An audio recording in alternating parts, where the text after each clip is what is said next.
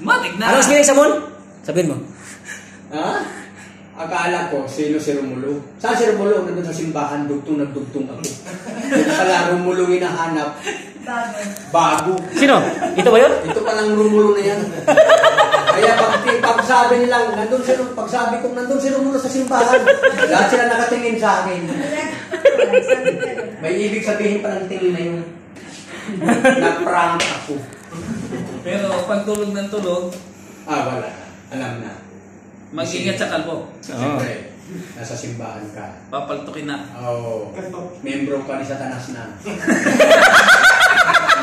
Kung tuwa mag Satanas, kita mo, sasabi mo, nasa loob ng simbahan. Sa'yo yan. Natutulog ko.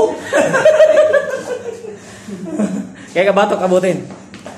Para hindi mapunta kay Satanas. O si Satanas, lagi ka sa tabi, patulog ka, pagod ka, kuya. Huwag ka matingin. Yun lang. Ang dibil-dibil wala sa labas. Nasa loob ng Ang simbahan. dibil-dibil nasa loob ng simbahan. Eh, pag pinaltok mo, ikaw yung angel. Siyempre! Siyempre. Oo. Pero tandaan mo, ang paltok, hindi mahina yan, ha? Gumising ka!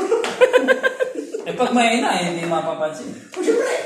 Eh, paano kung sagutin, mataimtim ako nagdadasal? Yun lang. Ay, isa lang ang sagot mo dyan.